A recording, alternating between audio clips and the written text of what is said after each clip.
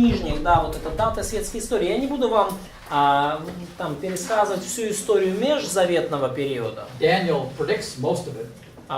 Кстати, пророк Даниил предсказал большую часть того, что произойдет в межзаветный период. И мы называем этот период межзаветный. Межзаветный, понятно, да, от Малахии до Нового Завета. Basically, Daniel predicts what's going to take place during the first 69 sevens. Да, по сути, Даниил предсказывает, что же произойдет в течение первых 69 седмин Даниила. He talks about, the Medes, the Persians, and говорит о Медоперцах, Alexander the Great, Александре Македонском, and then how that divides into four. Как царство Александра разделилось на 4 And then after that, you части. have the north and the south are fighting each other over the Holy Land. И после этого The north side and the south side. северная и южная часть империи Македонского сражались между собой за And then you have Antiochus Epiphanes, like he's like the prefigurement of the coming И Antichrist. потом появился Антиох Епифан, такое предвоплощение грядущего антихриста. So the book of Daniel gets Israel ready for the coming of Messiah. И книга Даниила на самом деле подготавливала Израиль к приходу Мессии. And Daniel specifically predicts that Messiah will be cut off and have nothing. И Даниил конкретно предсказывает, что Мессия будет убит, и у него ничего не останется. Да? What does it mean? Чуть по-другому. He has nothing. Is that a lot of people debate it. Да, и вот эта вот фраза, сандалий не будет, да, или что у него ничего не останется, как в английском много споров по поводу этой фразы, что это значит богословство. When he's cut off, he's going to die. Но когда он говорится о том, что он будет умерщвлен, то явно говорится, что он умрет. And I take it he'll have no kingdom. The kingdom is promised throughout the kingdom of God. Да, и вот это, что им не будет, да, или у него ничего не останется, я это воспринимаю, что у него не будет царства, вот обещанного через весь Ветхий Завет царства, оно будет отложено, Иисус его не получит до тех пор, пока не исполнится 70-я седмина. And so then we have, after that time period, God inserts a special dispensation, the New Testament church age. И после вот этого периода, да, межзаветного, Бог вставляет вот эту вот таинственную, непредсказанную ранее диспенсацию век церкви. Which was never prophesied before in the Old Testament. О церкви никогда не было ранее пророчествовано в Ветхом Завете. Old Testament predicts that Gentiles will be saved in the future kingdom. Ветхий Завет предсказывает, что язычники будут спасаться в будущем мессианском царстве. But the New Testament or the Old Testament never talks about a New Testament church coming on the scene. Но Ветхий Завет никогда нигде не упоминает выхода на сцену новозаветной церкви. And so the New Testament church shows up because Israel rejected their king. И новозаветная церковь возникла по той причине, что Израиль отверг своего царя. I mean, God already knew that was going to take place, so He made plans for it. И Бог уже знал заранее о том, что это случится, но и Бог заранее спланировал план Б. But God still allows people to play things out. He allows the historical process to go forward. Бог, зная обо всем, тем не менее, позволил людям исполнить то, что они исполнили, то есть Бог позволил этому историческому процессу идти своим чередом. People have real choices and real responsibilities in the midst of that. Посреди всего этого у людей были реальные варианты, и они в реальной ответственности, они принимали реальные решения. Doll, he kind of controls the doll. Master of puppets. Yeah, that's not how it works. Да, Бог не какой-то, так сказать, как это в батлейке, да, или в кукольном театре, кукольник, да, который играет людьми. There's no question God is sovereign over all things. Да, он дает людям возможность выбора, и, конечно, без вопросов, что он имеет верховную власть над всем происходящим. You can't have this puppeteer operation going on. Но эта операция кукольный театр, она просто не имеет места. The biblical view of sovereignty, free will of man is much higher than that. But that's a very reductionist view of the sovereignty of God and the free will of man. Да, то есть когда вы сводите все дискуссии только к суверенности Бога и к свободной воле человека, это очень узколобый, очень узкий взгляд. Talks about these things on a much higher level. И Библия говорит об этих всех вещах на куда более высоком уровне, чем принято о них говорить. And so God's in charge, of course. И, конечно же, Бог правит всем. He also knows what's going to happen, of course. И также Он знает о том, что случится. He also places limits on what can take place. Он также ставит пределы тому, что может произойти. He does it through creation. И Он делает это через сотворенный мир. He does it through judgments. Он делает это через суды. He does it through intervening into history, like he did with Israel. Он делает это через прямое вмешательство в историю, как он это сделал в истории Израиля. Okay, but yet people still have their free choices and their responsibilities. Тем не менее, у людей также остается свободная воля и ответственность, понимаете? Now, at this time, when the New Testament was written, И в то время, когда писался Новый Завет, what language was it written in? Who can tell me? какой язык был в ходу, на каком языке он написан? So written in Greek. Написан No, на the New греческом. Testament. Новый Завет, Новый Завет. Common Greek, yes? Общий греческий. Да, общий распространенный греческий. And how did we get the Greek language to be so popular? I thought it was the Roman. Why is the Roman Empire speaking Greek so much? Как так получилось, что греческий язык стал настолько распространенным? Почему вся Римская империя говорила на греческом? Later on, Latin will become more and more spoken. Со временем, конечно же, латынью все больше и больше людей And говорили. then somehow the Catholics killed this language. I don't know how they did И it. каким-то образом католики убили латинский язык, я не знаю, как у них это получилось. I don't understand it. Я его не I понимаю. haven't studied it, but something serious happened. Я это изучал, но так и не смог понять, что-то серьезно очень случилось. Why the Italians? Why did they give up Latin? I don't understand. Почему итальянцы бросили, оставили латынь? Я не могу этого понять. This is a church operation. А итальянский церковная какая-то совсем операция. другой? А? Something. Итальянский совсем другой? So Italian is not Latin. No, it's. It's Latin group, but it's... Yeah. Да, но это... You Есть... mean you have the romantic languages? I'm not sure which how they all fit together, but Romance languages and stuff. Yeah. Да, но есть языки так называемые романской группы, да, французский, немецкий, итальянский, испанский, португальский. We have this Latin Да. somehow То есть died. они все имеют... Латинский язык умер. Да, латинский. Ну, но латинский язык сам по себе... Как это может быть? Молдава не понимает итальянцев. So, before they spoke Latin in the Roman Empire, what did they speak? They spoke Greek. Why did they speak Greek? И до того, как они заговорили на латыни, они говорили на греческом. А почему они говорили на греческом? Когда Рим завоевал Грецию, Yeah, Alexander the Great. Thank you. Александр Yes, Македонский. John, пожалуйста. потому что когда Рим уже завоевал Грецию, Греция была на более высоком уровне, культурно она завоевала Рим. And because when Alexander became in charge of Greece somehow, so Greece was kind of in a Yeah. very prominent cultural level. Who was Alexander's teacher? Кто был учитель Александра? Yeah, Aristotle. Yeah. So I mean, so that Alexander the Great, his, nasledi, I can't even think of the English terms. His heritage.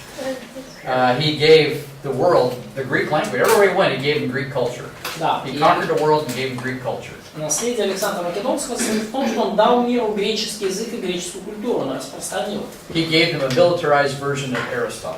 Такая немножко милитаризированная военная версия Аристотеля получилась в его жизни. A little like National Socialism, a little militarized version of German philosophy. Такая вот точно так же, как национал-социализм. Это военизированная версия немецкой философии. То есть возьмите Ницше и прибавьте пару автоматов. Да. And so everybody is speaking Greek in terms of the business, economic, government language at this Итак, time. все заговорили It's like English today, на греческом, вот, universal language. подобно как сегодня на английском, вот, всемирный язык международного общения, точно так же в то время на греческом в бизнесе, в торговле, в правительстве And you говорили на can греческом. thank the British people for that. И, кстати, по поводу английского скажите спасибо британцам. Okay, where are the British people? Small country, Британцы, англичане, сами по себе это маленькая Very small. страна, маленький народ. and yet И тем не менее, English is everywhere. английский везде. Why? Почему? Because they're on the ocean. Поскольку они в океане живут. See, they're on the ocean. Поскольку они What did they do? правили, They правь built- Британия, правь морями. They built ships, Они строили корабли. and they had the best navy in the world for centuries И у них столетиями были самые лучшие в мире моряки. until World War II, До Второй мировой войны. and then the Americans have a big navy now. Да, и теперь у американцев самый But лучший back then, военно-морской флот. they dominated the seas. Но британцы правили морями, они доминировали в мореплавании. They have a maritime viewpoint of the world. Maritime. Maritime, oceanic Да, у них был seas. такой океанический, морской, как бы морецентричный взгляд на мир.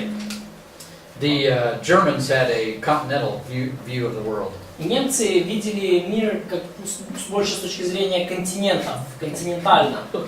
с точки зрения Земли. You have a conflict, see, the Поэтому- continental versus the ocean. Да, конфликты возникают, да, на этой почве мировоззренческой, море против суши. And then America is like a combination of those two views. В Америке как-то эти два взгляда скомбинировались вместе. But Europe mostly is the continental view. Но в Европе царит в основном такой континентальный взгляд. Except for England. Но кроме Англии. So anyway, the universal language is very important И for тем не менее the универсальный right. язык очень Christ важен. came at the right time. Важен был для того времени, и Христос пришел в нужное время. We got a Greek text here. И у нас здесь греческий текст. У кого-то был вопрос. Paul wrote his letters in Greek, И Павел писал свои послания на and this греческом. could be widely disseminated. И благодаря этому его письма могли широко Now, распространяться. it didn't solve all the problems. И это, конечно же, не решило все You still had проблемы. a lot of people spoke their native tongues at home, yes? Да, все равно многие люди говорили на своих родных языках дома. God had an answer for that too. И у Бога был ответ и на эту This ситуацию. is called the miracle gift of tongues. Этот ответ назывался «дар иных языков». To help speed up the Чудесный missionary дар process at the beginning. иных языков, который очень помог ускорить миссионерский процесс That's в what начале. tongues is for. Вот для чего нужны были языки. This mysticism being taught today, it's just false. It's not true. Тот мистицизм, который по поводу языков, который преподают сейчас, это просто глупость. It's a lot of silliness. I can't stop it. Я могу это прекратить, но Just people ignore me. I don't care. There's nothing I can do about it. люди игнорируют меня, мне плевать, ну, я ничего не могу с этим делать. Just watch it. Просто наблюдаю. Anyway, you know, there's no way that we look at the Apostle Paul.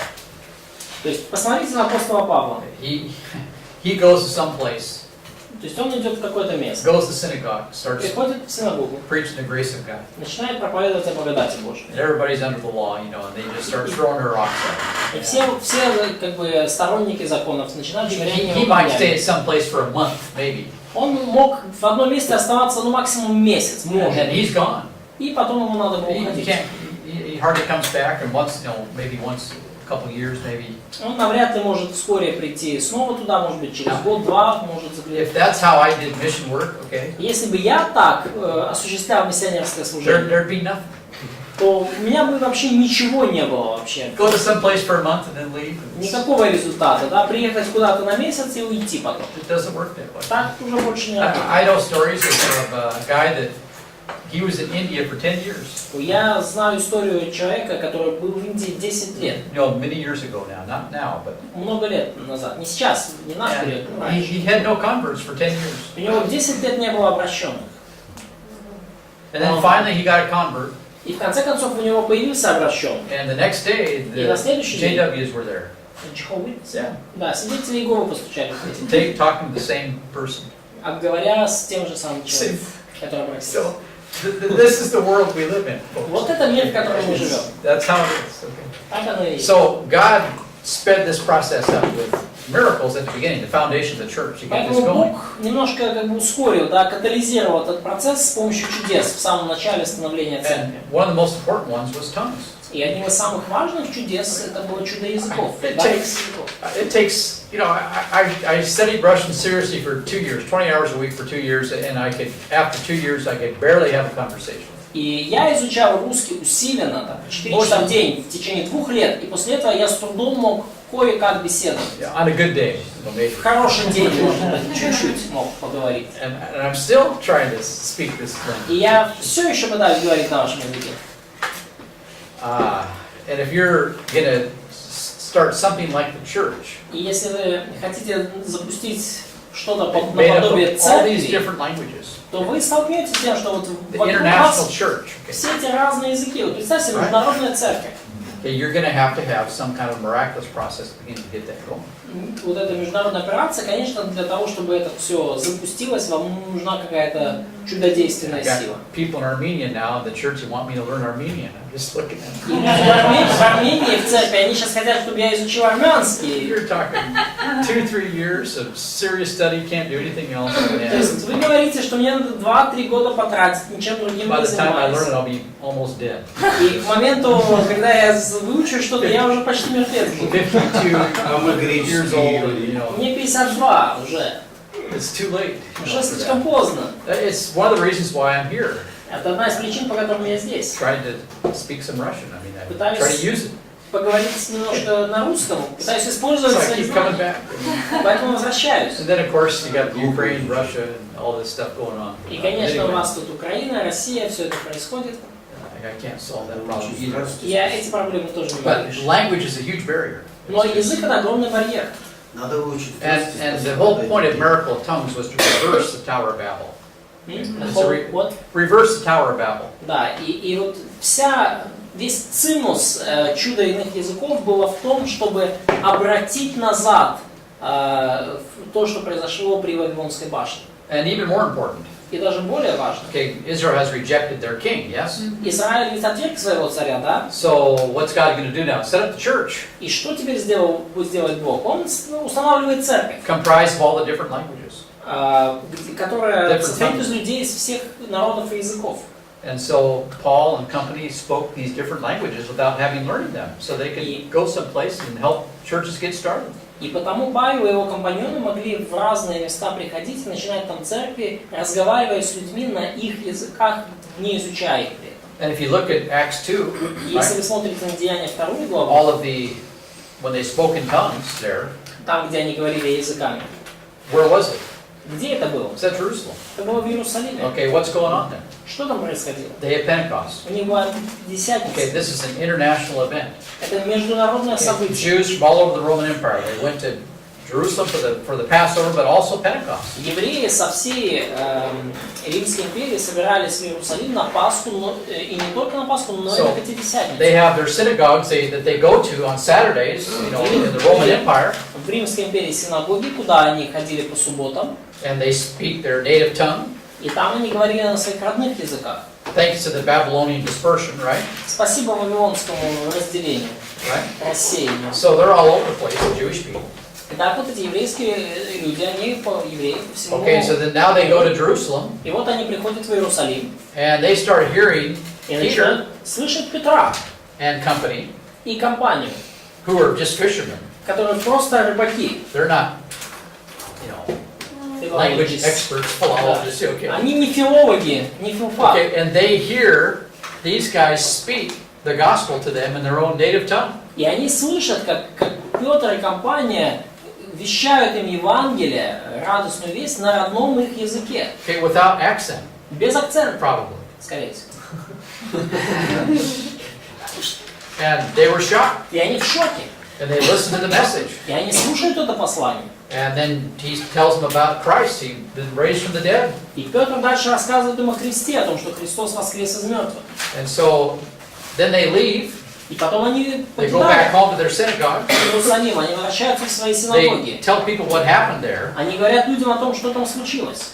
and then later on the Apostle Paul shows up. И чуть позже появляется апостол Павел в And этой синагоге. then they relive that whole same event И потом that они, happened on Acts 2, the birthday of the church. они заново проживают вот то же самое событие, которое случилось в Деяниях 2 главе, в день рождения церкви. So Paul speaks the gospel, И Павел говорит им Евангелие, people get saved, люди спасаются. they start speaking in tongues, Они начинают говорить на языках. which is not mysticism, И это не мистическое какое-то переживание. but they were real languages Это были реальные языки. to do what? И все это для For чего? what purpose? Для какой цели? To teach the Jewish people that God is moving in a new direction, Для called the того, International чтобы Church. научить еврейский народ тому, что Бог сейчас двигается в новом направлении. Бог двигается к созданию международной Tongues was церкви. a synagogue operation. Языки это была Языки это было нечто, что происходило, имело место в синагогах. God was teaching the synagogue an important lesson here. Okay, you guys have said no to your king, so То есть Бог учил людей из синагог очень важному уроку. Вы, ребята, отвергли своего царя. I've got a new girlfriend now. У меня теперь новая девушка. That's in Romans 11. Это Римлянам 11 глава. And people get mad over that. И люди, конечно, как бы они просто впадали в бешенство. Initially, so Paul says, I've magnified my ministry among the Gentiles and make the Jewish people jealous. He says that. Да, и Павел в Римлянам даже говорит, что я вот как бы усиливаю свое усиливаю свое служение среди язычников для того, чтобы возбудить ревность в иудеях, в евреях. То есть Yeah, so now God is moving in a new direction with the church, И вот comprised of all the different tongues, not just the promised land of Israel. начинает новое движение в сторону церкви, которая состоит из многих языков и народов, не только обетованная земля Израиля. So we have Israel, the promised land, И вот yes. есть Израиль, да, обетованная земля. And by the way, the Old Testament law, right? И, кстати, да, ветхозаветный закон, Старый Завет, You can only keep it here inside the promised land. вы можете соблюдать его только здесь, в обетованной земле.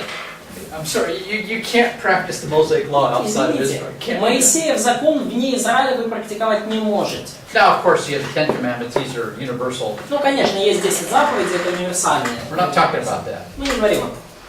We're talking about priesthood. Мы говорим о священстве, храме. By the way, the book of Hebrews, and even if you look carefully at the history of the Old Testament, И, кстати, книга «Послание к евреям», и если внимательно посмотреть вообще, и вся история Ветхого Завета. what came first, the law of Moses or the priesthood? Что пришло в начале, закон Моисеев или священство? Yeah, the priesthood came first. Да, священство появилось в начале, а потом закон. So you talk about law and priesthood are very strongly connected in the Old Testament. Поэтому, да, The priesthood is a foundation. мы видим, что закон и священство очень тесно связаны в Ветхом Завете, но Sacrifice. священство – это основа. Sacrifice is really the foundation for a lot of things. И жертва или жертвоприношение – это фундамент и основа для очень многих вещей, включая закон Моисеев. And so you have the whole Old Testament law is wrapped around Israel in the promised land around the priesthood. И весь ветхозаветный закон, он завершен вокруг обетованной земли. Это то, что происходит в Израиле при посредничестве священников. But if I live here and here, Но it's a если problem. я живу здесь или здесь, то это уже проблема. Okay, if I'm a Jew living in Alexandria or maybe in Antioch, И если я еврей, который живет в Александрии или в Антиохии, 3 например, times a year, right? I have to go to Israel. то 3 раза в год я должен путешествовать в Израиль. That's expensive. Это дорого. And then how are you going to bring your animals И как вы принесете своих to животных sacrifice? на жертвоприношение? Well, you just buy them. Вы купите их там на месте. Just buy them in Jerusalem. Вы купите их в Иерусалиме. And then the black market, you know, all the stuff going on there. Is Да, just, и черный рынок, да, the там corruption. You know, so bad. коррупция самое место для этого. You got all kinds of problems here, Steve. Самые разные проблемы там. So when God starts this thing called the International Church, I mean, this has huge ramifications. I mean, all over the place here. Когда Бог начал вот этот новый проект Международной Церкви, то это имело огромные, очень значимые последствия повсюду. And then God makes it really convenient И Бог сделал все очень удобно. to help us. It's all about grace, right? То есть, чтобы помочь людям, да, потому что церковь вертится вокруг It's called благодати. the local church.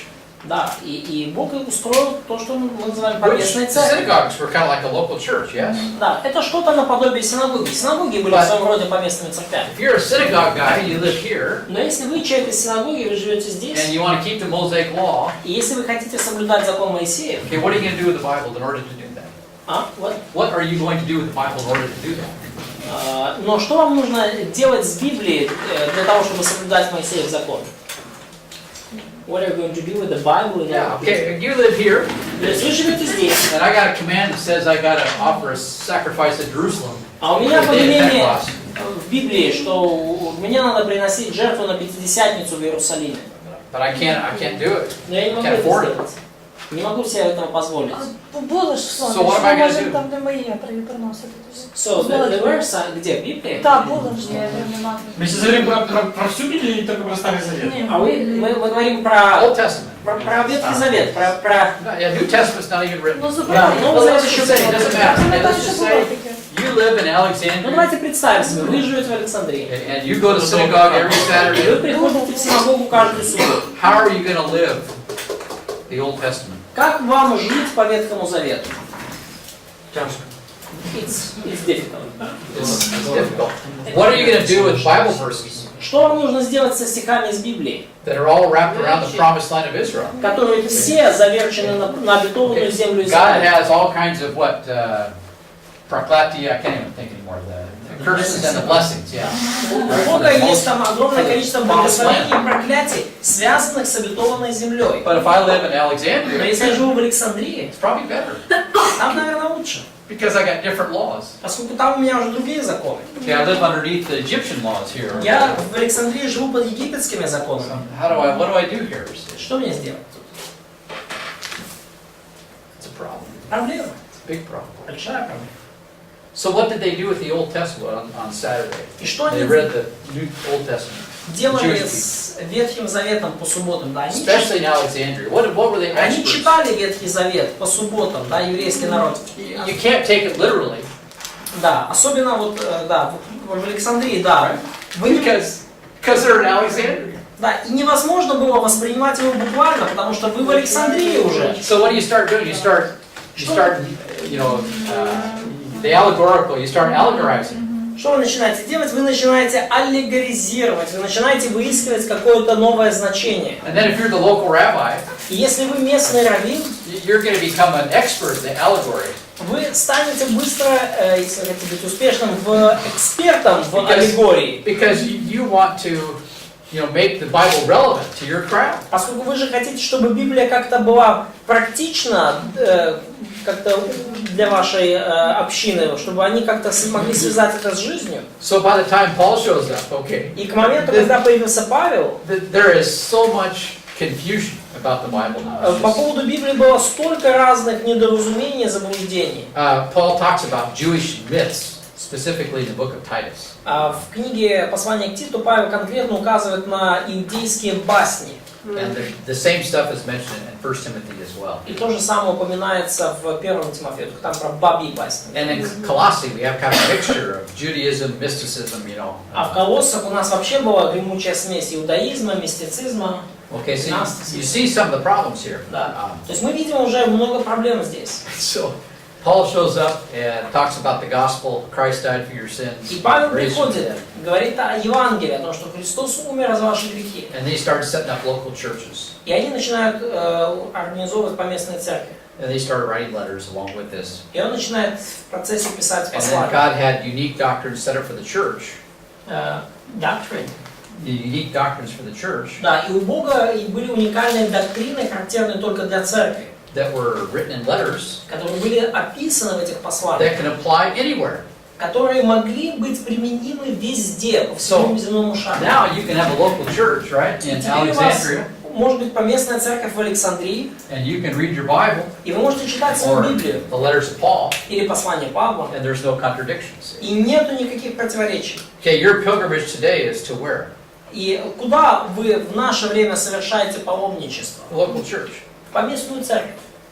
That's your pilgrimage. Вот это ваше And then you паломничество. study the scriptures, И вы изучаете Писание. and there's no contradiction between what's going on inside your local church and the Word of God. И нету противоречия между тем, что происходит в вашей поместной церкви, и Словом Божьим. You don't have to allegorize the Bible to make it relevant to your people. God's already done that. Не нужно какие-то аллегории придумывать, чтобы сделать эту Библию практичной для ваших людей. Бог уже все сделал. And that was one of the major points of tongues, to teach about the international church, which is now set up. И в этом была одна из главных фишек вот этого дара языков. Он учил уже людей тому, что церковь международная, и что именно сейчас она устанавливается. But this took time. I mean, Но это потребовало времени. it didn't happen all at once. Оно не случилось сразу.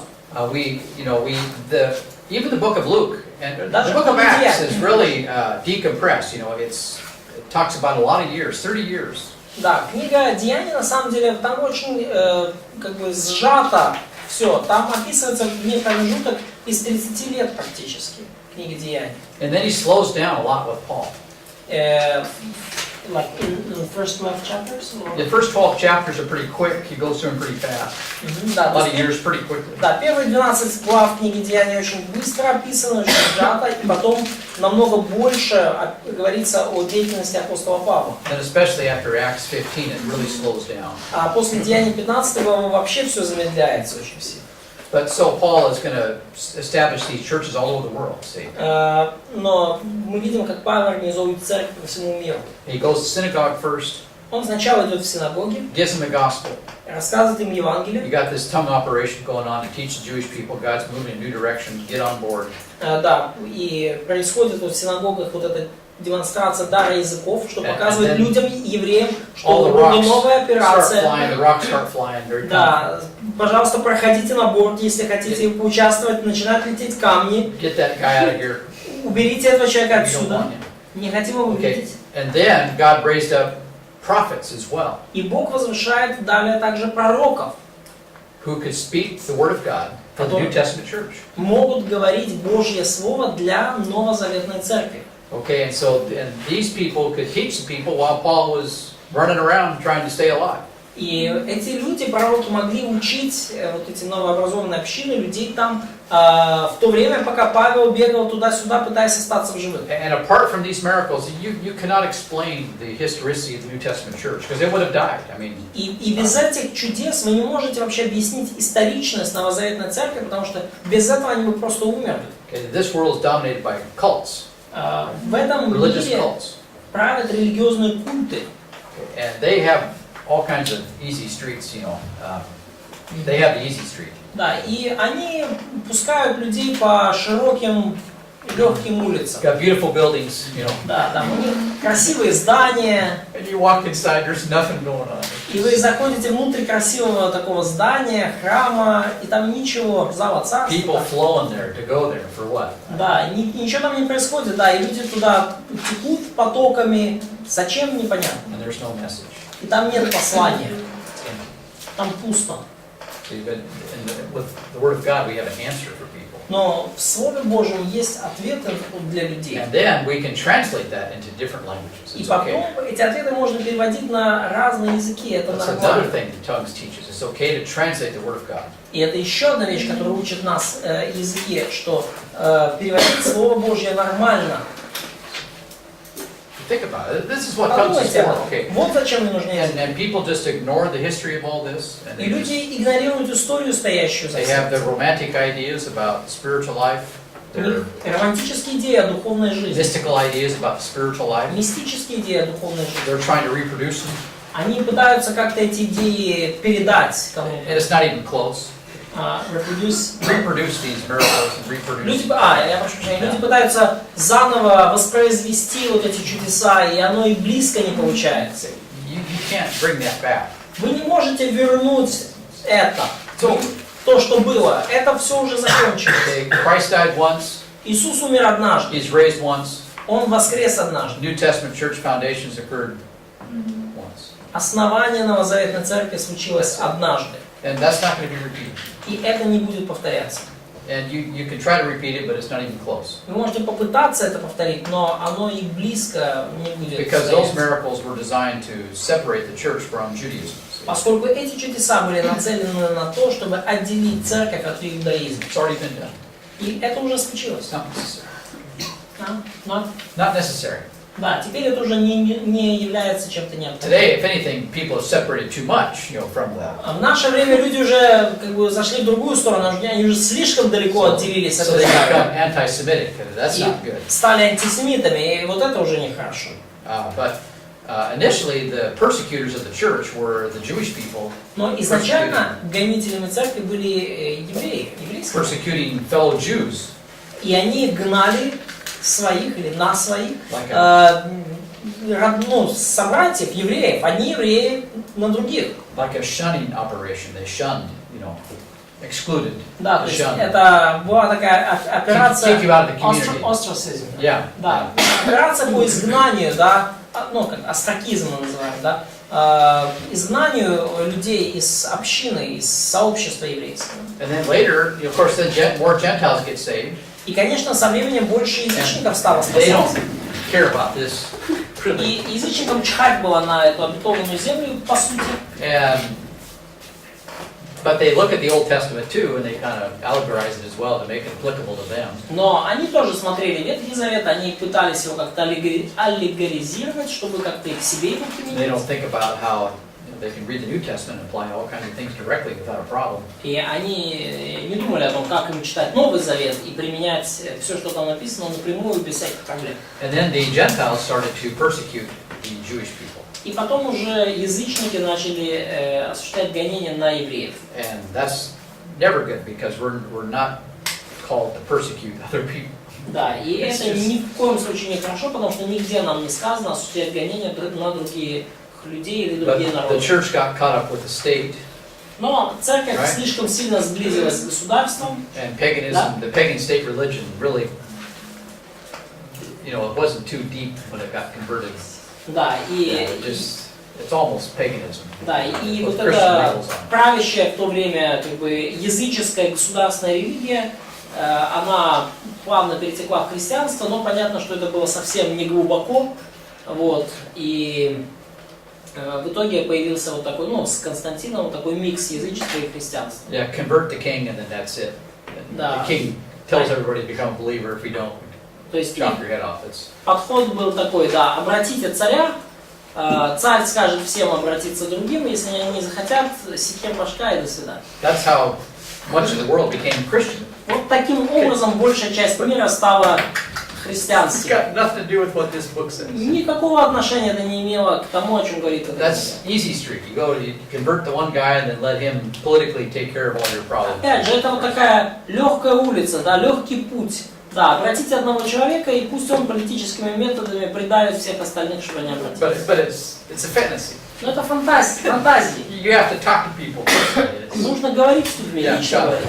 Ну, Бог использовал Александра Македонского, может быть, Бог использовал и вот это, что, политическое, то, что вы сказали. Yeah, of course. Yes, of course. Yeah, that's a slightly different. Да, question. конечно, Yeah. да, но это немножко другое. It's not conversion is a hard thing to get done. Да, это Conversion of people. не обращение. Обращение And это to take it вообще in personally. трудная вещь. Этого трудно достичь. Это чтобы люди приняли это внутрь, для себя. And even today, okay, we Даже got a сегодня. lot of things going on, a lot of activities. Okay. Даже сейчас много чего происходит на религиозно-политической We're trying арене. to solve that problem of having a serious conversation with somebody. See? И мы пытаемся решить легким путем вот эту проблему, вместо того, чтобы вести серьезный разговор с людьми. And so a lot of the stuff that goes on is kind of strange. Поэтому много чего странного происходит в последнее время. Очень странно. At some point, you got to have a serious conversation with somebody. Но в какой-то момент нужно вам иметь, And our whole вам world нужно иметь серьезную It беседу. is wrapped around the idea that you can't have that conversation, or we won't allow it. Да, а весь мир сейчас двигается к той идее, что такой беседы быть не может или она не позволит. And the other problem is a lot of Christians don't know this book well enough to be able to tell anybody anything. И другая проблема в том, что многие христиане не знают эту книгу достаточно хорошо, чтобы что-то о ней кому-то говорить. So when the church was established, a lot of things you got to think about with all this. И когда церковь только устанавливалась, происходило много разных процессов, вам нужно думать об этом. This was a huge transition. Это был огромный переход. And Очень значимый. it was a violent transition for people like Paul. И для He людей, suffered a lot. подобных Павлу, этот переход был связан с большим количеством насилия в их адрес. Павел много страдал. And of course, Paul, remember, he used to dish it out. He used to persecute Christians. Да, и помните, как Павел сам хлебнул этого дела, он сам гнал христиан. So what goes around comes around. Поэтому что улетело, то прилетело, да? Что... And so the day he was saved, almost the day he was saved, В тот же день, когда Just a little bit он later. спасся, практически в тот же день, может чуть-чуть позже, the Lord told Paul, "You're going to suffer quite a bit." Господь сказал Павлу, что ты будешь много He did страдать. some pretty bad things to people. Павел сделал много нехороших вещей. Whatever they were, we don't know, but it was bad. Что там было, мы не знаем точно, но это было явно He нехорошо. probably got Christians to renounce their faith. Скорее всего, он заставлял христиан отречься от своей веры. I saw a lot of bad things. Да, поэтому он You, много плохого увидел. you can get people to do anything you want them to in those types of situations. В таких ситуациях можно вынудить людей делать и говорить все, что угодно. And this was on his conscience for a long time. И это долго очень вертелось в его совести. Paul called himself what? Как себя Павел называл? The worst of all sinners. Chief, началом. Первый из грешников, да? Главный First грешник. Timothy. 1 Тимофея. Galatians, he's the best of all sinners. В Галатах он лучший из грешников. And you and I are somewhere in between. И мы с вами где-то между. And Paul is a good example. If God can save him, he can save anybody. И Павел это хороший пример того, что если Бог такого мог спасти, то Он может спасти кого He угодно. was a religious terrorist, is what he was. Павел был религиозным террористом, как мы бы сейчас сказали, Until he met Jesus on the Damascus road. пока не встретил Иисуса по дороге в Дамаск. And that changed a lot with regard to the Gentile mission. И это очень многое изменило в подходе к миссии среди Now the язычников. other thing is the Apostle Paul met the exalted Christ. И еще одна важная вещь, это то, что Павел встретил глаз вознесенного Христа. He has an exalted message. У него было вознесенное, превознесенное послание. It's a different man. People struggled with this. И людям трудно оно давалось. You know, the apostles and John, Peter, they saw Jesus ascend. They saw it historically. He went up to heaven. Апостолы, Иоанн, Петр, да, они видели вознесение Христа, они видели, как Он возносился на But небеса. they did not meet the exalted Christ. Но они не видели вознесенного Христа лицом к лицу. То есть, вы поняли, да? То есть они его там увидели, как он улетал. Paul met the exalted Christ, and it was a shocking transformation in his life. Но Павел встретил вознесенного Христа, и это его шокировало и совершенно преобразовало его разум. He was not a witness of the historical resurrection, Он не был свидетелем исторического воскресения, but he was a witness of the ascension of Christ. но он был свидетелем вознесения Христа и Which пребывания его на Takes небесах. place on a higher level. I'm sorry. It does. И, It's простите, just- но это на более высоком уровне происходит уже. The resurrection is a part of it, but the most important thing is the ascension. See? Воскресение – это часть этого процесса, но самое важное – это вознесение. And does the church talk about the ascension that much? И говорит ли церковь сейчас о вознесении Христа? Много. Red. But that's what the church is all about. It's based on the exalted Christ. Но вот то, как бы на чем стоит церковь. Церковь стоит на послании вознесенного, превознесенного Христа. And so again, Paul is at the heart of this whole transition. That's what the book of Acts is all about. Luke shows that. И Павел был в самом ядре, в самом сердце этой всей операции, как бы по становлению церкви, и Лука это показывает. Paul paid the price. Но Павел уплатил цену. For such exaltation, he paid the price. За такое превознесение он заплатил цену. Now, who's the other person that also saw the exalted Christ? Кто еще другой человек, который увидел Or Stephen. вознесенного In Христа? fact, Jesus was so impressed. Jesus was so impressed, he got out of his chair. Иисус был так впечатлен Стефаном, что Иисус прямо поднялся со своего престола. Gave him a standing ovation. Да, дал ему аплодисменты стоя. And what happened? They threw rocks at him and killed him. See? Что случилось? Да, они кидали в него камни и убили его. And Paul was there. И Павел был там. And by the way, Stephen prayed. What did he pray? И, кстати, Стефан молился в тот момент. И о чем он молился? Forgive them. They don't know what they're doing. Прости, не знают, что творят. And that prayer was answered in the Apostle Paul. И эта молитва была отвечена в жизни апостола Павла. Yet we know Paul was chosen right by God from before he was born, right? Да, но при этом мы знаем, что Галатам, Galatians 4, да, Galatians 1. да, Галатам 1 глава, Павел был избран Богом еще до его рождения. But yet that prayer Но эта молитва, was still used by God. она тем не менее была использована Богом. And then Paul gets saved. И Павел спасся. And who's the other person that saw the exalted Christ? И кто еще человек, который видел вознесенного Христа? Джон. John, yeah. Я. At the end, book of В Revelation. конце. But also remember Peter, James, and John, Но right? также помните Briefly. Петра, Якова и Иоанна, там, вкратце They, все. on the Mount of Transfiguration, На they got a горе little glimpse. преображения. Такой краткий, да, буквально вот отблеск. And Peter talks about that. И Петр говорит об этом. But Paul got a bigger deal. Но у Павла, конечно, куда больше довелось увидеть и In fact, пережить. Paul said, I heard things I can't even tell you. И Павел говорит, что я услышал вещи, которые я вам даже не могу сказать, неизреченные. He was in heaven. Он был на He небесах. saw some things that Он видел такие вещи, John did too in the book of Revelation. But и Иоанн still, тоже, кстати. he wrote them down. Он, тем не менее, как-то попытался. Paul saw some things that he can't even talk about. Павел увидел такие вещи, о которых он даже не мог говорить. And he was ordered by God. You can't. И he ordered, and, Apparently, he was ordered by God. You can't talk about it. да, и очевидно ему было приказано Богом, что ты не можешь об этом говорить. Okay, so this is a big deal, the ascension of Christ. Поэтому вознесение Христа это очень большое дело, это серьезный вопрос. Okay, now let's take a look at some dates.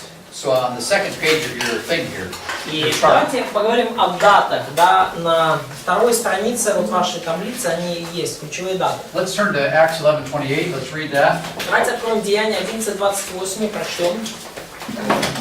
So Acts 11:28. Да, Деяния 11:28. And someone read that, please. Пожалуйста, кто-то прочтите. И один из них по имени Агав встал, предвозвестил духом, что по всей вселенной будет великий голод, который и был при кесаре Клавдии. Yeah, so here we have the Emperor Claudius is mentioned. Итак, мы видим здесь, что упоминается император Клавдий, или кесарь Клавдий. And we know from secular dates that he was emperor from 41 to 54. И мы знаем из светской историографии, что он был кесарем императором с 41 по 54 год. Now this is going to help us date the book of Acts. И это, кстати, помогает нам датировать книгу Деяний. Будьте здоровы. Right? So Acts 11:28 is describing this somewhere in this period. И Деяния 11:28 описывает события, происшедшие где-то в этом промежутке. Acts 12:20 to 23 talks about the death of Herod. You know the story, right? Деяния 12:20-23 говорит о смерти Ирода, да, вы слышали эту историю? And we know Herod was, this is not Herod the Great or even Herod. Антипа, it's Herod Антипа. Yeah, it's the other Herod. He's Да, lived это later. не Ирод Великий, это один из его потомков, да, это, по-моему, Антипа. But we know he was king Но мы знаем, что он был царем from 44 to 48. с 44 по 48 годы. So that helps us date some things too. И это тоже нам помогает датировать некоторые All right, let's события. turn to Acts 18:2. Let's read Давайте that. откроем Деяния 18:2. Деяния 18:2. И нашед некоторого иудея именем Акилу, родом Монтянина, недавно пришедшего из Италии, и крестил жену его, потому что Клавдий повелел всем иудеям удалиться из Рима. Yeah, so the Jews were expelled from Rome, right? Итак, евреи были изгнаны из Рима, да? So is Nini is Rima, yeah? Были выселены. Okay. So we actually have a concrete date even better on that, 50 to 51. И у нас даже более точные даты здесь есть. Это 50-51 год. There's our Latin stuff there. Да, то есть следы латиницы остались, да? AD, Anno So Domini. Paul met Aquila and Prisca Aquila on this date, this year. Павел встретил Акилу Acts и Прискилу 18:2. вот в этом году, да? В Деянии 18:2 говорит, что вот тогда случилась встреча Павла с Акилой и Прискилой. Where is Paul? Где Павел в этом? He's in Corinth. Он в Коринфе. Started a church in Corinth. Он начал церковь в Коринфе. Started the synagogue. Начал в And he синагоге. had split from the synagogue. Right next door to the synagogue, they started the church. И им пришлось отделиться от синагоги, и рядом по соседству с синагогой они запустили церковь. Paul was shaken in Corinth. И Павла, там неплохо тряхануло в Коринфе. But God told him, the Lord told him, I got many people in this town. Но там у него случилось такое потрясение, но Бог сказал ему, что у меня в этом городе много людей. No one's going to harm you. И никто тебе не повредит. So he was not harmed apparently in Corinth. Очевидно, в Коринфе Павла ничто не задело всерьез. 18:3, let's read that. Деяния 18:3, давайте там прочтем. И по одинаковым Галий? остался у них и работал, ибо ремеслом их было делать повал. No, we don't have it there. Да. We have just the phrase about the Galio, Yeah. I'm sorry, about the tent making. Oh, is it 13? Is it 13? Maybe 19:3. No, it's in the, it might be 8. Це 12-й вірш. It's in the same chapter. It's 12. 12. It's 12. 18:12. Is it, verse 12? Yes. Oh, okay, yeah, it's 18:12, thank you, yeah, that's a mistake, that was sheet. Да, 18:12. But you need to.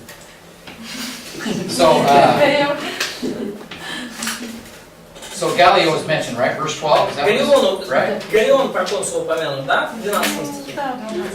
Между тем, во время проконсульства Галиона в Ахае напали иудеи единодушно на Павла. Now we know when this of Galilee was 51 to 52. И мы знаем, когда Галион был проконсулом, это было с 51 по 52 год. So we got a lot of dates now here. Теперь у нас уже много And дат. this is going to help us date the entire New Testament right И here. вот эти даты помогут нам Close. датировать весь практически оставшийся Новый Завет. Now let's go to Acts 24:27 Давайте откроем Деяния 24-27. and let's read that. Давайте прочтем это.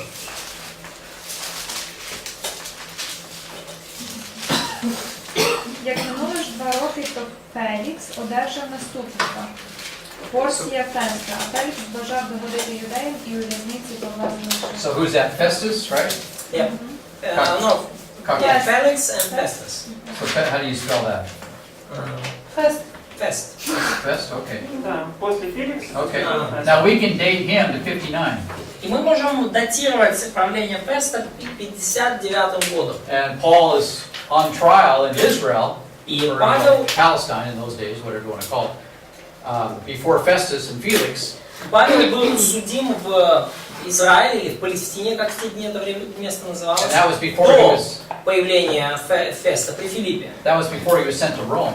Это еще до того, как он был послан в Рим. So that's how we know when Paul was in Roman prison. И вот откуда мы знаем, в какие годы Павел находился в 60 to тюрьме. 62 against. Откуда у нас даты Because we 60-62? can date this guy right here. Поскольку мы можем четко датировать время правления Феста. So what does that mean? Что это значит? So if we look at Acts, Давайте посмотрим на книгу Деяний. chapters 1 to 12 is what? Деяния с 1 по 12 главу это что? 33 to 47 AD, or 30, depending on who you talk to. Это с 30 по 47, или, ну, с 33 по 47 или с 30, ну, в зависимости от с кем вы говорите. Give or take a few years. Nothing is perfect here. То есть, ну, там, плюс-минус пара лет, ну, ничто в этом мире не And also совершенно. keep in mind that everybody had a different calendar in those И days. So помните также, что у всех в то время были разные it's календари. like each country had its own calendar. У каждой страны практически был свой And календарь. today things are uniform В наше время мы немножко уже униформировались Why? все. Почему? because of Jesus. Благодаря Иисусу. That's it. И все. But in those days things were mixed up. В те дни все было смешано. Jews had 360-day calendar years. У евреев был календарный год 360 дней, Okay, Romans had 365-day у years. римлян 365 Today we дней. have 365, and every fourth year we have 366. Да, у нас теперь в наши дни 365 дней, и каждые 4 года 366 день еще добавляют. And then some groups just stay with the old Roman calendar, right? А некоторые группы остаются, да, они придерживаются еще старого римского календаря. Because they wanted to have 2 Christmases and 2 New Years. Поскольку им хочется иметь 2 Рождества и 2 Новых года. And they wanted to make sure the revolution was in И они хотят, October, right? да, Rather than November. убедиться, что революция октябрьская произошла таки в октябре, а не в ноябре. So, anyway. All right, so calendars are hard. They're not easy. Поэтому календари это вообще трудная штука. Тут не So просто. you have to, you know, we're talking very generally here. Мы поэтому здесь, говоря о годах, говорим, в общем-то, так в целом. And then Acts 13 to 18 is 48 to 50. Далее, Деяния с 13 по 18 главу, это 48-50 год. And then we have Acts 18, 1 to 11. Далее, Деяния 18 глава, с 1 It's по going to be 11 50 to стих. 51. Это 50-51 год. And then 18, 12 И to Деяния 18 глава 12, 24, 27 is going to be 52 to 59. это с 52 по 59 год. And then finally Acts 25 to 28. И далее Деяния с 25 по 28 год, глава. 59 to 62. Это годы 59-62. And then once we get this established now, see we have a good dates here to work with. И когда вот это мы уже все определили, то теперь уже у нас есть достаточно неплохие даты, чтобы с ними работать дальше. We're going to be able to date the entire New Testament for the На most part. основании этого, по большей части, можем датировать весь Новый Завет. The problem will come in with the books that are written after Paul's in prison. That's our problem. Проблемы возникают в основном с книгами, написанными после тюремного заключения Павла. Вот там у нас уже проблемы. And then we kind of have to rely on church tradition. И в этих уже ситуациях по этим книгам нам надо полагаться на церковную традицию. Those books are not, actually they're pretty straightforward. Но эти книги на самом деле достаточно прямые и прямо говорят о себе. So we know that 1 Timothy, 2 Timothy, Paul's out of prison. First Timothy? Yeah, 1 Timothy, 2 Timothy, Paul, Titus, he's out of prison. He's no longer in prison. He's free. In Paul is 1 free. Timothy and Titus. 1 Timothy, 2 Timothy, oh yeah, I'm sorry, 1 Timothy, Titus, he's free, yeah. Да, то есть мы знаем, например, что когда Павел пишет 1 Тимофею и Титу, 1 Тимофею и Титу, то он не в тюрьме, он свободен. And then 2 Timothy, he's back in prison. А вот уже 2 Тимофею, он уже пишет снова из тюрьмы. So this was probably somewhere 62 to 65. И эти послания примерно где-то были написаны 62-65 год. And then he's back in prison about 65. И в тюрьму Павел снова вернулся в 65. And again, church tradition tells us this. Опять же, церковная традиция говорит нам об этом. Nero killed him. Нерон убил Павла. And Peter and Paul were probably killed about the same time. И Петр и Павел были убиты, скорее всего, в одно и то же время. So that's going to help us date 2 Peter, 1 Peter. И это помогает нам также датировать 1 и 2 Петра. Those books are written almost the same time. Эти книги написаны были примерно в 2 одно Peter, of время. course, later. Ну, 2 Петра, может быть, конечно, Jude позже. and 2 Peter are almost identical. Послания Иуды и 2 Петра, они почти одинаковые. And he was the Lord's brother, right? И Иуда, который написал послание Иуды, это был брат Господа, сводный брат. So then Jude is mentioned, Jude and 2 Peter written at the same time, 65. Иуда и 2 Петра написаны примерно в одно и то же время, в 65 году. And then you have what? The book of Hebrews. Потом что? Послание к евреям. Paul is probably dead in the book of Hebrews. Скорее всего, Павел уже в момент написания послания к Timothy is евреям. mentioned, interesting, at the end of the book. Интересно, что Тимофей упомянут в конце книги. I know a lot of people think Paul read the book or wrote the book. It's not possible. Я знаю, что многие люди считают, что Павел написал послание к евреям, и это невозможно. Luke might have written it, maybe. Лука мог написать. Почему невозможно? Потому что уже типа он Yeah. был убит. So he was killed already. Probably dead, yeah, because Да, it's like things are changing. Да, потому что похоже, что очень много менялось. It's like almost like a post-apostolic period. Это уже почти постапостольский период мы видим в послании. And Timothy now is like one of the major leaders now of the church. Тимофей уже в это время показан как один из ключевых лидеров. Where was Timothy in Hebrews? И где мы видим Тимофея в послании к евреям? He's in prison. Да, он там о нем сказано, что он в тюрьме. It's the first time we know of Timothy being in prison. He may have been in prison more. We don't know. И это первый раз, когда мы слышим о том, что Тимофей оказался в тюрьме. Может, он и был в тюрьме раньше. In 2 Timothy, Paul tells Timothy, "Come see me." Но во 2 Тимофею Павел говорит Тимофею: приди ко мне в тюрьму, я умираю. Get my coat, it's cold, Принеси мой плащ, тут холодно. and get my Bible. И Библию мою принеси. Bring it with you. С собой возьми. So Timothy probably goes there, and they might have arrested him when he came. Who И knows? Тимофей, скорее всего, пошел туда и, по всей вероятности, был арестован по приходе, мы не знаем. So these things may have Hebrews at the same time, relatively a little bit later. Может быть, по этой причине послание к евреям написано примерно в это же время, может быть, чуть-чуть позже. We know in Hebrews that people are under persecution. Мы знаем из послания к евреям, что многие люди в это время, христиане, находились под гонением. So Hebrews probably written late 60s. Поэтому послание к евреям, скорее всего, написано в But конце again, 60-х. most of the books of the New Testament were written before 70 AD. How do we know that? Но опять же, большинство книг Нового Завета написаны до 70-го года нашей эры. Откуда мы это знаем? How do we know that? Откуда мы это знаем? Нет ничего разрушения. Almost Yeah. nothing about the There's no, destruction. yeah, the Jerusalem temple is assumed is still standing. Да, предполагается практически во всех книгах, что Иерусалимский храм все еще стоит на месте. Even the book of Hebrews Даже в послании к never евреям mentions once the temple. Never once. нигде, like destruction of temple. Yeah, well, it never mentions the temple at all. Да, храм в послании к евреям вообще нигде не упоминается. All it talks about is the tabernacle. А везде говорится о скинии, Okay, he talks about the foundations. говорится об основах, в самом начале. And certainly if Jerusalem temple was destroyed, he would have talked about this. И, конечно же, если бы Иерусалимский храм был разрушен, автор послания к евреям однозначно бы It would упомянул have бы, helped his argument. поскольку это явно помогло бы усилить его аргумент. So Hebrews is late 60s, Поэтому before the destruction послание of Jerusalem. к евреям это конец 60-х годов первого века, до разрушения Иерусалима. Then we have 1st, 2nd, 3rd John, right? И Those are потом у late нас books. Первое, второе, третье послание к Иоанну, это We don't know when they were written, мы не знаем, когда они написаны. but church history tells us, church tradition tells us, and around the close of the И это, тут уже нам церковная традиция помогает датировать их, это где-то конец первого столетия. Same is true of the Gospel of John, the latest Gospel. То же самое касается Евангелия от Иоанна. Это самое позднее Евангелие. John, the Gospel of John is an exalted gospel again, like И Евангелие от Иоанна это такое тоже превознесенное Евангелие. it's on a higher level. Оно на более высоком You уровне. know, John's been chewing his cud for a number of years, Чуть-чуть. like a cow chews his cud. Да, Иоанн, он как бы пережевывал свою жвачку достаточно долгое время, ну, как коровы, да? You got Matthew, Mark, and Luke, very similar. То есть Матфея, Марка и Луки, они по-моему очень похожи. Mark is Peter's gospel, according to church tradition. Согласно церковной традиции, Евангелие от Марка это по факту Евангелие от Петра. Matthew, Матфей, tax collector, wrote his own gospel. сборщик налогов, написал свое Евангелие.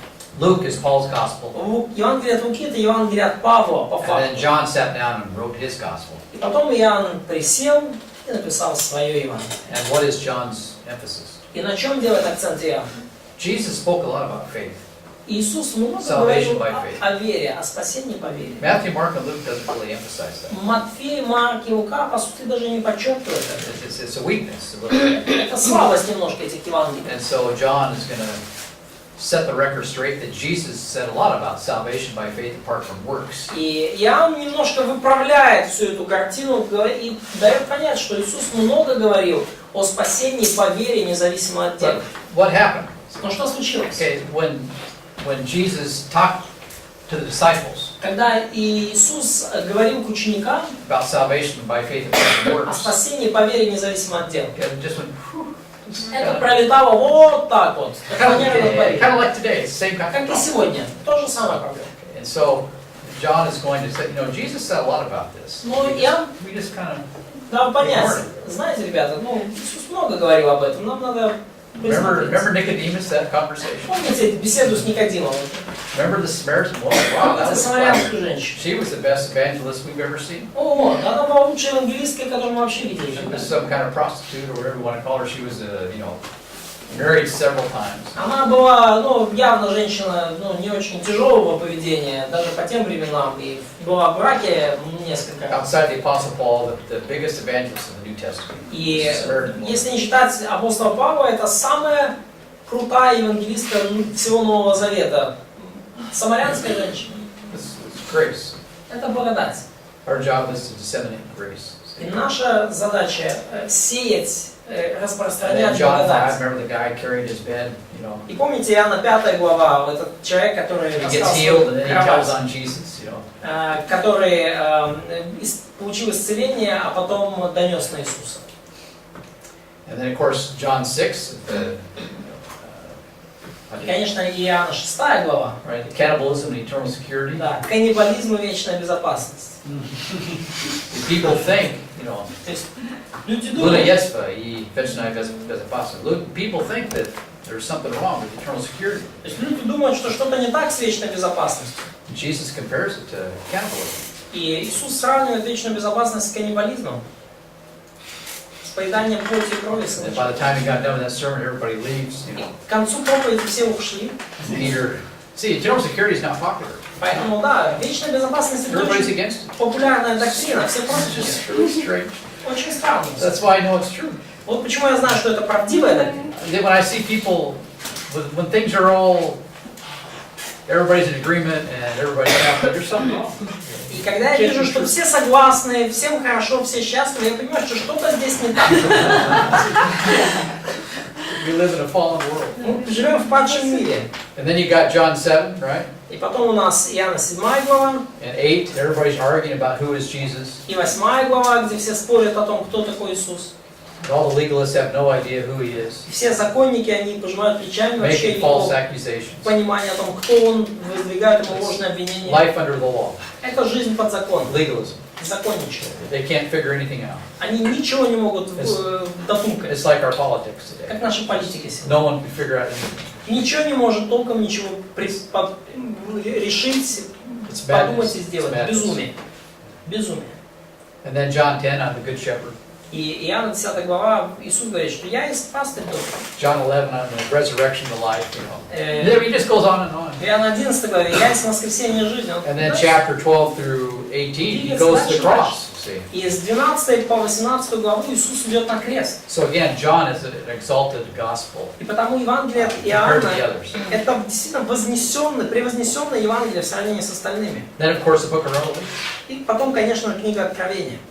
So these dates help us date books. That's how we know the dates of some of these books. Эти даты помогают нам датировать книги. Вот благодаря этим датам мы можем датировать большую часть Нового Завета. And then I will show you how the chart will work as we go through the different books. И когда мы будем изучать с вами разные книги, я покажу вам, как работает эта табличка. On the far right side, you'll see the verses that we will look at. И справа вы там увидите стихи, которые мы будем рассматривать. And then that'll help us understand where I get these dates. И I'm это going to try to поможет, show you where we get the dates from. поможет вам понять, откуда я взял эти даты. Я покажу вам. And then, of course, each book has its own emphasis, right? И, конечно же, в каждой книге есть свой собственный акцент. So the book of James, Книга Иакова it's not how to get saved. не о том, как спастись, It's about the testing of faith. но об испытании вашей веры. Very clear. Там все очень ясно. And people want to make James, you know, and of course, James always wins the argument. И, They want to, James 2 is their popular passage, and Да, they overturn what Paul says with James 2. да, и, конечно, люди пытаются выхватить там из Иакова 2 главу и на основании этой главы как-то противоречит тому, что писал Павел, ну, по поводу веры и дел. And then they interpret Paul through James. И пытаются потом истолковывать Павла через призму Иакова. James always wins. Да, и Иаков всегда побеждает. He's always. Да. Then we got 1 Thessalonians, the rapture of the church. Interesting. Далее, 1 Фессалоникийцам, восхищение церкви, очень интересно. 2 Thessalonians, the day of the Lord. 2 Great Фессалоникийцам tribulation. – это день Господень, великая скорбь. The book of Galatians is about spiritual liberty or freedom. Книга послания Галатам говорит нам о духовной свободе. Everybody's against that. И все против нее. Communists are against freedom. Коммунисты против And свободы. they called it capitalism in order to make it look bad. See? Да, и они называют свободу капитализмом, чтобы ее очернить. Capitalism doesn't exist. Капитализма не существует. It's just all propaganda. Это все пропаганда. It doesn't exist. They Капитализма не made существует. money. They made liberty look like freedom, so you would hate it. See? То есть пытаются свободу выставить как капитализм, чтобы все ее ненавидели. You're free or you're a slave. That's it. That's the choices you got. Вопрос лишь в том, раб вы или свободный, это те варианты, которые у вас Freedom есть. includes economic freedom, И свобода freedom of включает speech, в себя freedom of religion, right? All those things. экономическую свободу, свободу слова, религиозную свободу, все вот это. And everybody's against it. И все против этого. People are slaves. Okay, that's Потому что they're люди рабы. born that way, and they want to make sure that we keep it that way. Они рождены такими и пытаются удостовериться в том, что все такими и останутся. And now even in America, it's bad. Даже в Америке сейчас все очень Wow, плохо. socialism is really bad. Социализм это очень-очень плохо. And then they mix it up with homosexuality. It's И even потом better. они еще это смешивают с гомосексуализмом, все еще становится хуже. It's a good mix. Это такая хорошая смесь, гремучая. And then we have Matthew, right? The promised Messiah, very Jewish. И потом мы читаем Matthew's a very Матфея, Jewish gospel. обещанный Мессия, очень еврейское Евангелие. So you got this church, you know, Israel church issue. То есть и мы видим вот эти вот, уже понимаем, что какие-то проблемы идут в Иерусалимской церкви. 1 Corinthians about church discipline. 1 Коринфянам говорит нам о церковной дисциплине. So we pull away from Israel, right? То есть мы как бы уже оторвались от Израиля, We teach people grace, мы учим людей благодати, and we have the Corinthian problem, и возникает проблема коринфян. right? Да? So Paul talks about church discipline. И Павел говорит о церковной дисциплине. 2 Corinthians, they recover. А во 2 Коринфянам Reconciliation. мы видим примирение, да, что они восстановились после этой дисциплины. Book of Romans, Книга послания к римлянам. justification, God's courtroom. Оправдание. God's courtroom relative to sinners, how people are saved by faith apart from works. Божий суд над грешниками. Как люди спасаются по вере, независимо от дел. Then how they're sanctified. И потом далее, как они And then освящаются. how they're glorified. И потом, как они And then he прославляются. talks about Israel's past, present, future salvation too. Потом Павел говорит о спасении Израиля, о прошлом, настоящем и будущем спасении. The book of Luke, the historical Jesus, very strong, very Книга strong. Евангелия от Луки, исторический Иисус, очень Again, сильный. our faith is based on facts. Говорится о том, что наша вера основана на фактах. Most people you talk to, even a lot of Christians, it's all mysticism. У большей части людей, даже христиан, если вы поговорите, их вера основывается на мистицизме. Да. What your experience is. Вот эта книга важнее, какой ваш опыт, мне все равно. Your faith is based on facts. Но ваша вера основывается на And фактах. your relationship with the Lord is also real because it's based on those facts. И ваши отношения с Господом также реальные, поскольку они основываются на этих фактах. And God wrote the Bible in history to teach you that very serious lesson. И A lot Бог of people, писал Библию, историю, чтобы научить вас этому важному уроку. И многие люди упускают это из виду. mysticism is a form of slavery, Мистицизм — это форма рабства. and God doesn't like it. И Богу это не нравится. It's everywhere. Но это везде. Very popular. Очень популярно. Then the book of Acts, church history, maybe, Книга Деяний, история церкви. church history starring the Apostle Paul, maybe, Starring. starring like a movie, starring the Apostle Paul. Да. Ну, то есть, точнее, можно сказать, даже история церкви в главной роли апостол Павел.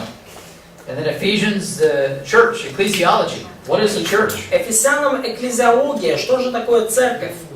Ecclesiology is all based on the ascension of Christ. И экклезиология основывается на вознесении Христа. Very similar, Philippians, that involves suffering, И knowing Christ in the midst of suffering. очень похоже, да, к филиппийцам, да, познание Христа посреди страданий. The hallmark of Paul's life. Это страдание, это просто визитная карточка жизни Full Павла. of grace and suffering. Павел исполнен благодати и страданий. The legalism is easy street. Законничество — это легкая улица. That's where everybody's happy. Широкий путь, где все счастливы. They're all in agreement. Все согласны. Colossians, Christology. Колоссянам христология. Book of Philemon, a guy, a runaway slave, Книга becomes a believer. Филимону бежавший, пожалуйста, исправьте, бежавший раб, What are you gonna do который with him? стал христианином. What are you going to do with him? Что Now he's a делать believer. с ним, если сбежавший раб стал, он теперь верующий? 1 Timothy, church affairs in Ephesus. 1 Тимофею, да, церковные дела в Эфесе. What church did Paul stay in the longest? Где Павел дольше всего пробыл? Какой церкви? Ephesus. He was there for 3 years. Он был в Эфесе 3 года. And if you look at the church history of the church, А right? если вы посмотрите историю церкви, It starts out in Jerusalem, церковь началась в Иерусалиме, then it goes to Antioch, потом отправилась, фокус сместился в Антиох, and then finally we have it in Ephesus, right? и в конечном счете обосновалась в Эфесе. And then John, when he died, where is he? He's in Ephesus. Иоанн, когда он умер, он был главой в Эфесе. So the hub of the church is in what we call Turkey, Поэтому Western Turkey, хаб at the close of или the apostolic period. ключевая территория церкви в апостольский период — это Турция It's современная. not in Rome, Не в Риме, it's here. здесь. 7 churches of Asia were written to who? 7 церквей в Асии, кому написано? These churches. Этим церквям на And they территории received the final современной message from the Lord before И именно они получили последнее послание от Господа the last apostle died. перед тем, как умер последний апостол. And then we have Titus. И потом мы видим Титу. Again, nothing but troubles in all these Одни churches. First проблемы во Timothy, всех nothing этих but церквях. troubles. В первом столетии Titus, more troubles. в церквях куча проблем, у Тита было их еще больше. I've taught 1 Timothy also here quite a bit, Yeah. especially at Ukraine Bible Institute. Но тоже немножко в Украине преподавал 1 Тимофею, особенно в Украинском библейском институте. And I remember one guy once, Я помню, как один человек, товарищ, after we got done, he said, студент, когда мы I закончили, он was reading сказал: 1 Timothy, this is going to be an easy book and there's not much going on here. я читал 1 Тимофея и думал, что простая книга, что там не так уж много происходит. After I got done with your class, I said, there's so many problems. И после вашего курса понял, как много там бывает проблем. Точно, именно так. Okay, then Paul dies, 2 Потом- Timothy, about ready to die. Павел умирает, вот 2 Тимофею, он уже готовится к смерти. Hebrews, Christ died once. Послание к евреям говорит о том, что Христос умер однажды, Can't repeat that process. и этот процесс не And повторится. don't go backwards. Поэтому не возвращайтесь назад. Вперед. Да. Where did the communists get that? Да. Откуда коммунисты взяли это вперед? They got it from the Bible. Из Библии. 2 Peter. Второй 1 and 2 Peter is about suffering, the midst of a good testimony to the Gentiles. 1 Петра говорит о хорошем свидетельстве язычникам посреди страданий и гонений. 2 Timothy, Paul's concerned about false teaching. 2 Timothy, Paul's concerned about false teaching. When he dies, 2 Timothy. Во 2 Тимофею Павел переживает о лжеучителях, которые придут после его 2 смерти. Peter, А во 2 Петра, when Peter dies, what's he concerned когда about? Петр умирает, о чем он переживает? False teachers. Say, when the apostles died, what are they concerned about? Да, когда апостолы умирали, что их забеспокоило? They're concerned about false teachers. Они беспокоились о лжеучителях. They're everywhere. Они везде. And they got money. И они получают бабло. They do it for greed. They do it for money. Они делают это из жадности, они делают это за деньги. They make money off of people. Они обдирают людей и нажираются. And they're teaching you not liberty, they're teaching you legalism. И они учат вас не свободе, они учат вас законничеству. They're teaching you forms of slavery to keep you down. Учат вас определенной форме рабства, чтобы держать вас пришибленным They're on внизу. top of the food chain. Они наверху пищевой цепочки. And then you pay them. И вы им платите потом. And it's a great business. Классный бизнес. Paul talks about that. Павел говорит об этом. 1 Timothy. В 1 Тимофею. Peter does too. They do it for greed. И Петр это делает, говоря, что они делают это и ради наживы. Who does Peter talk about? Showcase. Кому обращается Петр? Balaam. Да, кого он использует в качестве He примера? Валаама, который делал это из корысти, ради наживы. Book of Jude, the same thing. Книга Иуды, то же самое. And then Mark was written as Peter dies, maybe after Peter dies, or about the same time. Где-то, может быть, во время смерти Петра, может быть, чуть-чуть позже, было написано Евангелие от Марка. And then we have John's writings. И потом мы уже видим то, что писал Иоанн. So that introduces the New Testament. И вот это такое краткое вступление в Новый Завет.